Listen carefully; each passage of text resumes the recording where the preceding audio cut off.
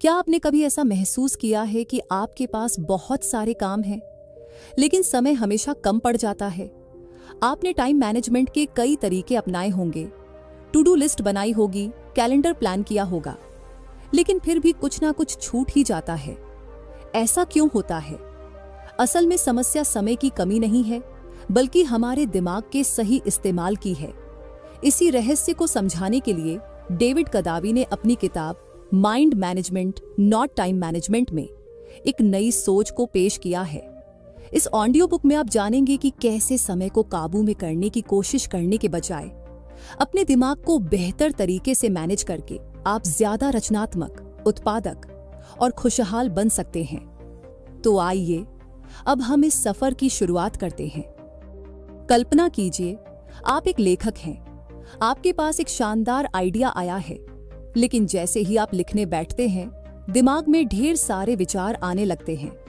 कल मीटिंग के लिए तैयारी करनी है, किराने का सामान लेना है, दोस्त का फोन करना है, और आपका ध्यान भटक जाता है।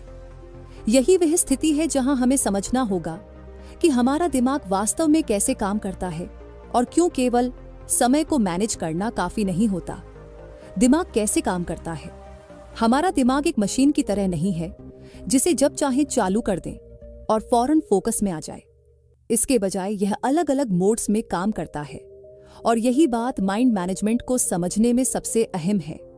दिमाग के दो प्रमुख मोड होते हैं। एक, क्रिएटिव मोड। दो, प्रोसेसिंग मोड। क्रिएटिव मोड तब सक्रिय होता है जब आप कोई नया आइडिया सोच रहे होते हैं, जैसे लिखते समय, संगीत बनाते समय या किसी समस्या का समाधान खोजते समय। प्रोसेसिंग मोड तब काम करता है जब आप किसी चीज को व्यवस्थित कर रहे होते हैं, जैसे ईमेल का जवाब देना, फाइल्स को मैनेज करना या अपनी टू डू लिस्ट बनाना। समस्या तब होती है जब हम इन दोनों मोड्स को एक साथ सक्रिय करने की कोशिश करते हैं। दिमाग एक समय में केवल एक मोड में अच्छे से काम कर सकता है। यही कारण है कि जब हम लिखने बैठते हैं तो दिमाग में अन्य बातें घूमने लगती हैं। अब बात करते हैं क्रिएटिव फ्लो की। यह वह अवस्था है जब आपका दिमाग पूरी तरह से किसी एक काम में डूब जाता है और समय का एहसास तक नहीं रहता। कल्पना कीजिए कि आप पेंटिंग बना रहे हैं और रंगों में इतना खो जाते हैं कि घंटों का समय पलक झपकते ही गुजर जाता है। यही क्रिएटिव फ्लो है, जहां आपका दिमाग अपनी उच्चतम क्षमता पर काम कर रहा होता है। डेविड कदावी बताते हैं कि इस अवस्था तक पहुंचने के लिए आपको सही समय, सही वातावरण और सही मानसिक स्थिति का निर्माण करना पड़ता है। उदाहरण के लिए, मशहूर लेखक अर्नेस्ट हेमिंग्वे अपनी लेखनी के लिए सुबह के समय को चुनते थे, क्योंकि तब उनका दिमाग सबसे शांत और स्पष्ट होता था। वैज्ञानिक भी यही कहते हैं कि हमारा दिमाग दिन के अलग अलग समय में अलग तरह से काम करता है। माइंड मैनेजमेंट का असली मकसद यही है, समय के हर मिनट का हिसाब रखने के बजाय अपने दिमाग की ऊर्जा और रचनात्मकता को सही दिशा में मोड़ना। जब आप जान लेंगे कि आपका दिमाग कब क्रिएटिव मोड में जाता है और कब प्रोसेसिंग मोड में, तो आप अपने सबसे महत्वपूर्ण कामों को सही समय पर कर पाएंगे।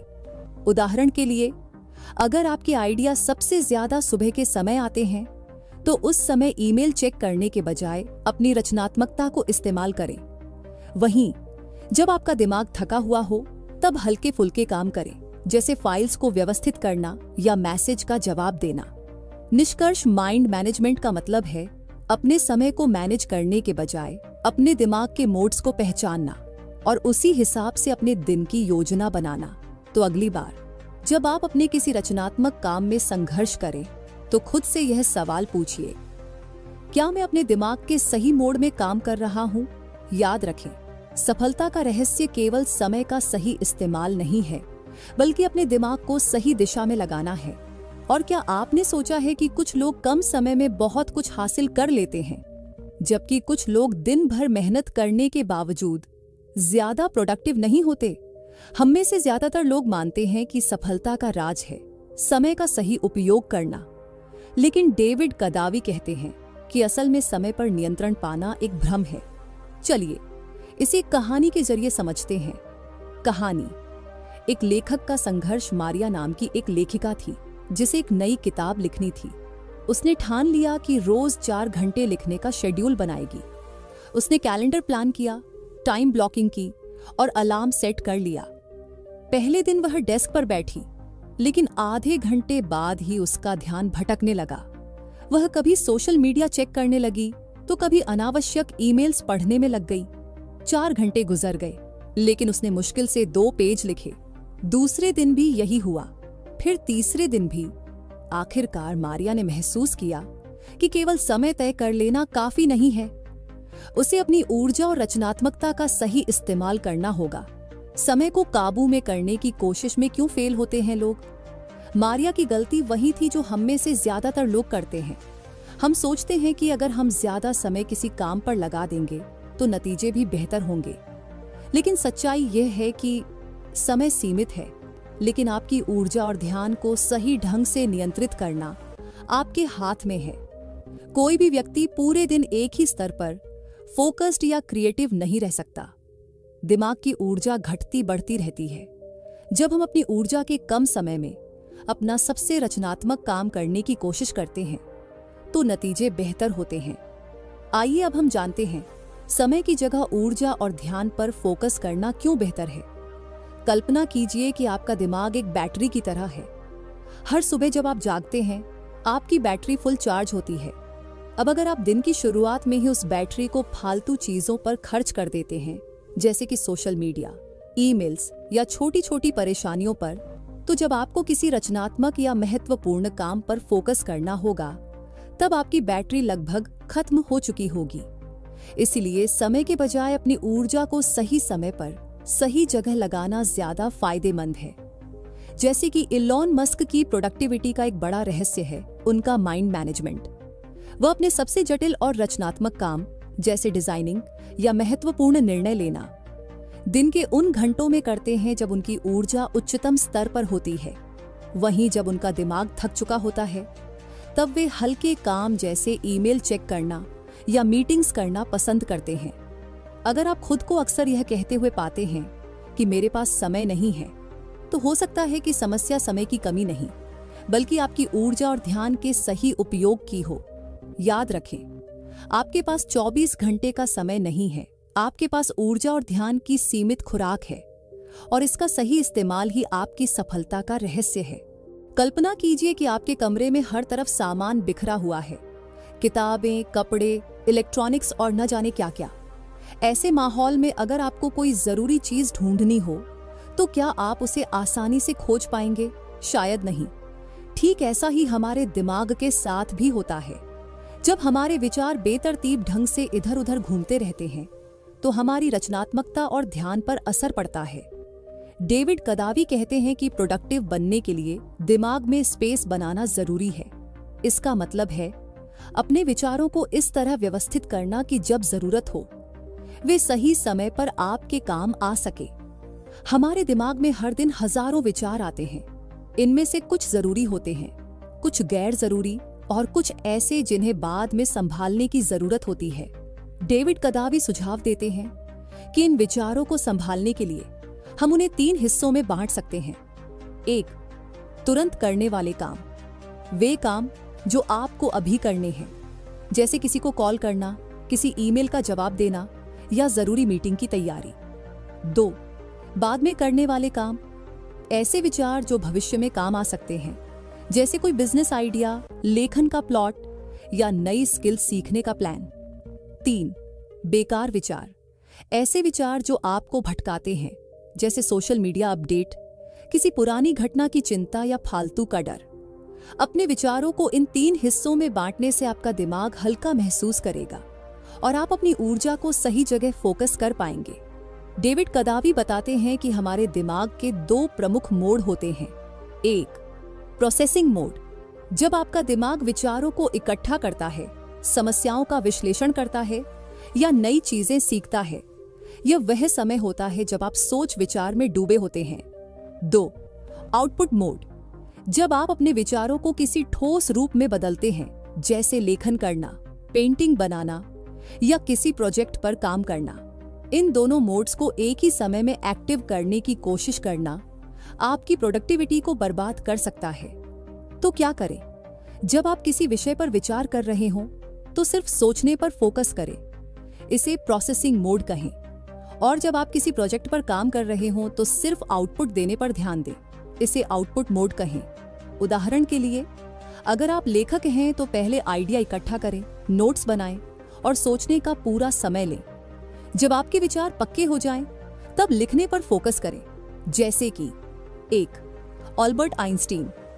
आइंस्टीन के बारे में कहा जाता है कि वह अपने सबसे बड़े आइडिया पर काम करते समय घंटों टहलते थे। उनका यह सोचने का समय दरअसल उनका प्रोसेसिंग मोड था, जिससे उन्हें जटिल समस्याओं के समाधान सूझते थे। 2. Ernest Hemingway. प्रसिद्ध लेखक हेमिंग्वे ने अपनी किताबें लिखते समय एक खास नियम अपनाया था। वे हर दिन केवल कुछ घंटे ही लिखते थे, लेकिन इससे पहले वे घंटों सोचने और प्लानिंग में बिताते थे। उनके अनुसार आपको पहले अपने दिमाग को भरना पड़ता है, फिर उसे खाली करना होता है। 3. Steve jobs. एप्पल के संस्थापक स्टीव जॉब्स अपने महत्वपूर्ण निर्णय लेने के लिए वॉकिंग मीटिंग्स किया करते थे। उनका मानना था कि चलते समय दिमाग ज्यादा स्पष्टता से सोचता है और रचनात्मक समाधान आसानी से मिलते हैं। माइंड स्पेस बनाना सिर्फ कम सोचना या मन शांत करना नहीं है, यह अपने विचारों को सही समय पर सही जगह रखने की कला है।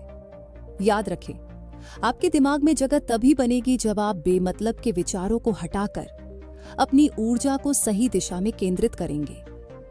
आइए अब हम जानते न्यू प्रोडक्टिविटी टेक्निक्स कैसे काम करता है। अगर आप दिन भर मेहनत करने के बावजूद भी महसूस करते हैं कि आपकी प्रोडक्टिविटी कम है, तो शायद समस्या आपकी मेहनत में नहीं, बल्कि आपके काम करने के तरीके में है। डेविड कदावी कहते हैं कि पारंपरिक टाइम मैनेजमेंट से ज्यादा असरदार है माइंड मैनेजमेंट।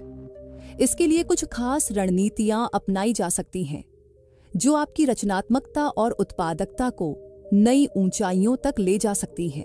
क्या आपने कभी महसूस किया है कि जब आप लगातार किसी मुश्किल काम पर ध्यान लगाते हैं, तो कुछ समय बाद आपका दिमाग भारी महसूस करने लगता है? यही कारण है कि छोटे छोटे ब्रेक आपकी प्रोडक्टिविटी को बेहतर बना सकते हैं। कैसे काम करता है माइक्रो ब्रेक का फॉर्मूला? डेविड कदावी सलाह देते हैं कि जब आप किसी गहरे फोकस वाले काम में लगे हों, जैसे लेखन, डिजाइनिंग या कोडिंग, तो हर 25 से 30 मिनट के बाद 5 मिनट का छोटा ब्रेक लें। ये ब्रेक आपके दिमाग को रिफ्रेश करता है और आपकी रचनात्मकता को बनाए रखता है। जैसे कि लेखक अर्नेस्ट हेमिंग्वे लिखते समय हमेशा एक ऐसे बिंदु पर रुकते थे जहां उन्हें पता होता था कि अगला क्या लिखना है।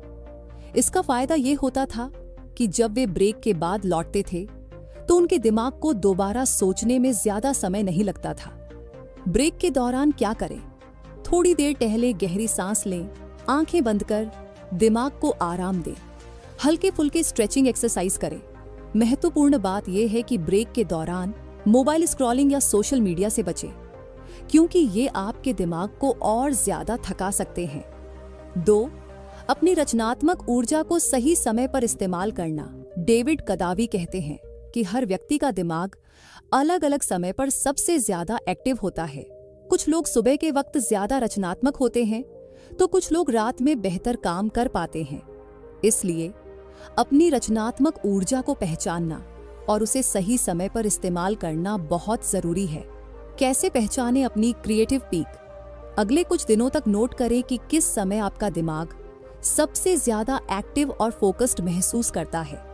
जब आपको महसूस हो कि आपकी सोच सबसे ज्यादा स्पष्ट है और नए आइडिया तेजी से आ रहे हैं, वही समय आपकी क्रिएटिव पीक है। क्रिएटिव पीक का सही इस्तेमाल कैसे करें? अपनी रचनात्मक ऊर्जा वाले समय में सबसे महत्वपूर्ण और दिमागी ताकत मांगने वाले काम करें, जैसे लेखन, डिजाइनिंग, रणनीति बनाना आदि।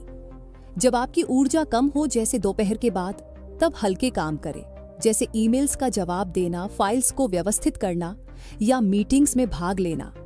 जैसे कि प्रसिद्ध लेखक हारुकी मुराकामी रोज सुबह 4 बजे उठकर 4 से 5 घंटे तक लिखते हैं, क्योंकि उस समय उनका दिमाग सबसे शांत और फोकस्ड होता है। 3. ट्रिगर पॉइंट का उपयोग करें। डेविड कदावी एक दिलचस्प तकनीक सुझाते हैं जिसे वे ट्रिगर पॉइंट कहते हैं। इसका अर्थ है अपने दिमाग को किसी खास संकेत के जरिए किसी मोड में शिफ्ट करना। कैसे काम करता है ट्रिगर पॉइंट? जब भी आप किसी गहरे फोकस वाले काम में लगें, तो कोई खास संकेत अपनाएं, जैसे कि एक खास तरह की प्लेलिस्ट सुनना, अपनी डेस्क को एक खास अंदाज में व्यवस्थित करना या कोई खास कपड़ा पहनना। ये छोटे छोटे संकेत आपके दिमाग को यह संदेश देते हैं कि अब आपको अपने आउटपुट मोड में शिफ्ट होना है। उदाहरण, प्रसिद्ध संगीतकार लुडविग वॉन बीथोवन अपने काम की शुरुआत में एक खास मात्रा में कॉफी के दाने गिनकर अपनी कॉफी बनाते थे। ये उनकी सोच को सक्रिय करने का ट्रिगर पॉइंट था। प्रोडक्टिविटी का असली रहस्य सिर्फ ज्यादा काम करने में नहीं है, बल्कि सही समय पर, सही मानसिक स्थिति में सही काम करने में है। याद रखें, अगर आप अपनी ऊर्जा और रचनात्मकता को सही दिशा में बहा सकते हैं, तो कम समय में ही बड़ा प्रभाव डाल सकते हैं। Personal stories and real life examples किसी भी सिद्धांत को समझने का सबसे अच्छा तरीका है। उसे एक कहानी के जरिए देखना। जब हम असली लोगों के अनुभव सुनते हैं, तो न सिर्फ हमें प्रेरणा मिलती है, बल्कि ये समझना भी आसान हो जाता है कि हम अपनी जिंदगी में उन तरीकों को कैसे अपना सकते हैं। डेविड कदावी ने अपनी किताब में अपने व्यक्तिगत अनुभव और कुछ प्रसिद्ध लोगों की कहानियां साझा की हैं, जो बताते हैं कि माइंड मैनेजमेंट कैसे आपकी सफलता को बदल सकता है। 1. डेविड कदावी का व्यक्तिगत अनुभव। असफलता से सफलता तक का सफर। डेविड कदावी ने अपनी लेखन यात्रा की शुरुआत में बहुत संघर्ष किया। उन्होंने अपनी पहली किताब लिखने का प्लान बनाया, लेकिन बार बार उन्हें लगता था कि उनके पास पर्याप्त समय नहीं है। वह हर सुबह जल्दी उठते, समय तय करते, लेकिन जब लिखने बैठते तो उनका दिमाग भटक जाता। कभी वे सोशल मीडिया चेक करने लगते, कभी पुरानी यादों में खो जाते और कभी बस खाली स्क्रीन को घूरते रहते। धीरे धीरे उन्होंने महसूस किया कि समस्या उनके पास समय की कमी नहीं थी, बल्कि उनका दिमाग सही समय पर सही ढंग से काम नहीं कर पा रहा था। कैसे उन्होंने माइंड मैनेजमेंट अपनाया? डेविड ने अपनी ऊर्जा के स्तर को समझना शुरू किया। उन्होंने गौर किया कि उनका दिमाग सुबह के वक्त सबसे ज्यादा तरोताजा महसूस करता है। इसलिए उन्होंने सुबह के समय सिर्फ लेखन पर ध्यान देना शुरू किया और अन्य कामों को दोपहर बाद के लिए छोड़ दिया। उन्होंने छोटे छोटे ब्रेक्स लेना शुरू किया, जिससे उनकी ऊर्जा बनी रही। साथ ही उन्होंने एक खास प्लेलिस्ट तैयार की, जिसे सुनते ही उनका दिमाग फोकस मोड में आ जाता था। ये उनका ट्रिगर पॉइंट बन गया। इस बदलाव के बाद ही उनकी पहली किताब design for hackers best seller बनी और उन्हें एक सफल लेखक के रूप में पहचान मिली। 2. पाब्लो पिकासो, रचनात्मकता का मास्टर प्लान। मशहूर कलाकार पाब्लो पिकासो की रचनात्मकता का राज भी माइंड मैनेजमेंट में छुपा था। पिकासो के बारे में कहा जाता है कि वे अपनी सबसे बेहतरीन पेंटिंग तब बनाते थे जब उनका दिमाग शांत और रचनात्मक ऊर्जा से भरा होता था। सुबह सुबह वे बिना किसी डिस्ट्रैक्शन के काम करते थे। वे अपनी स्टूडियो की दीवारों पर अधूरी स्केचिंग और आइडिया नोट्स चिपका कर रखते थे। इससे जब भी उनका दिमाग नए विचारों से भरा होता, वे उन स्केचेस को देखकर अपनी पेंटिंग्स को आगे बढ़ाते थे। उनका ये तरीका दरअसल उनकी क्रिएटिव पीक को पहचानने और उसका सही उपयोग करने का उदाहरण है। 3. एलन मस्क, डीप वर्क का मास्टर। एलन मस्क, जो स्पेसएक्स और टेस्ला जैसे बड़े ब्रांड्स के पीछे का दिमाग है, अपने समय का बेहद प्रभावी ढंग से इस्तेमाल करते हैं। उनका सबसे बड़ा राज है टाइम बॉक्सिंग और माइंड मैनेजमेंट का संतुलन। मस्क अपने दिन को 5-5 मिनट के छोटे छोटे स्लॉट्स में बांटते हैं, जिससे वे ज्यादा से ज्यादा काम निपटा सकते हैं। लेकिन सबसे दिलचस्प बात यह है कि वे अपने दिन की शुरुआत और अंत में ऐसे काम करते हैं जिनमें रचनात्मकता की जरूरत होती है, जैसे डिजाइनिंग, इनोवेशन पर काम करना या बड़ी समस्याओं का हल निकालना। मस्क मानते हैं कि जब आपकी ऊर्जा सबसे अधिक होती है, तब आपको अपने सबसे कठिन और रचनात्मक काम करने चाहिए। इन कहानियों से हमें 3 बड़े सबक मिलते हैं। 1. समय पर नहीं, अपनी ऊर्जा पर फोकस करें। 2. अपनी क्रिएटिव पीक को पहचानें और उसी समय अपने सबसे महत्वपूर्ण काम करें। 3. अपने दिमाग को सही मोड में डालने के लिए ट्रिगर पॉइंट्स और छोटे छोटे ब्रेक्स का इस्तेमाल करें। Conclusion and action plan. अगर आप अपनी प्रोडक्टिविटी को बढ़ाना चाहते हैं, तो सबसे पहले ये समझना जरूरी है कि समय पर नियंत्रण पाना संभव नहीं है। लेकिन अपने दिमाग को समझकर अपनी ऊर्जा और विचारों को सही दिशा में मोड़ा जा सकता है। डेविड कदावी की किताब mind management not time management का यही मूल संदेश है। समय को नियंत्रित करने के बजाय अपने दिमाग को समझो। अब सवाल यह है कि इसे अपनी रोजमर्रा की जिंदगी में कैसे लागू करें। आइए इसे एक आसान कार्य योजना में समझते हैं। 1. अपनी क्रिएटिव पीक को पहचानें। अगले कुछ दिनों तक ध्यान दें कि दिन के किस समय आप सबसे ज्यादा तरोताजा और फोकस्ड महसूस करते हैं। जब आपको महसूस हो कि आपका दिमाग सबसे तेज और रचनात्मक है, उसी समय अपने महत्वपूर्ण और गहरे सोच वाले काम करें, जैसे लेखन, डिजाइनिंग या किसी नई रणनीति पर काम करना। हल्के फुल्के काम जैसे ईमेल्स, फाइलिंग या कॉल्स को उन घंटों के लिए रखें जब आपकी ऊर्जा कम हो। 2. अपने काम को प्रोसेसिंग मोड और आउटपुट मोड में बांटें। जब आप किसी नए आइडिया पर सोच रहे हो या रिसर्च कर रहे हो तो इसे प्रोसेसिंग मोड मानें। इस दौरान अपने आप पर दबाव न डालें कि आपको तुरंत नतीजा निकालना है। जब आपका आइडिया पक्का हो जाए तभी आउटपुट मोड में शिफ्ट हों और लिखना, डिजाइन करना या क्रिएटिव काम शुरू करें। प्रोसेसिंग मोड चीज सोचना और समझना, आउटपुट मोड चट्टी विचारों को अमल में लाना। 3. छोटे छोटे ब्रेक्स लें। हर 25 से 30 मिनट के बाद 5 मिनट का छोटा ब्रेक 5 मिनट का छोटा ब्रेक लें। इस ब्रेक के दौरान हल्का टहलना, गहरी सांस लेना या आंखें बंद कर कुछ पल ध्यान करना आपकी ऊर्जा को फिर से रिचार्ज कर सकता है। ब्रेक के दौरान सोशल मीडिया स्क्रॉलिंग से बचें, क्योंकि इससे दिमाग और थक सकता है। 4. ट्रिगर पॉइंट्स का इस्तेमाल करें। अपने दिमाग को फोकस मोड में लाने के लिए एक खास संकेत, ट्रिगर चुनें।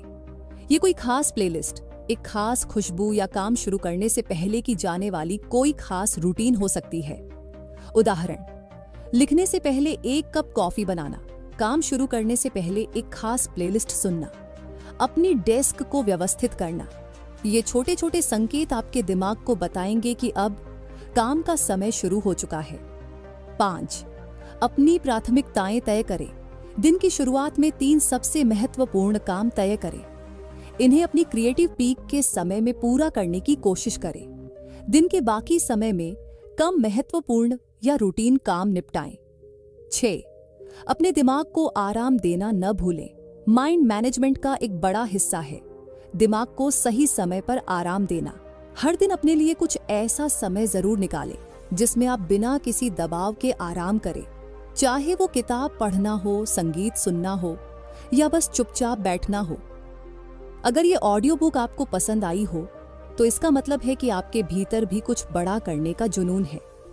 याद रखिए, बदलाव एक दिन में नहीं होता, लेकिन छोटे छोटे सही कदम आपको उस मुकाम तक जरूर ले जा सकते हैं जहां आप जाना चाहते हैं। हर बड़ा सफर एक छोटे कदम से ही शुरू होता है और वही पहला कदम आपकी सबसे बड़ी जीत होती है।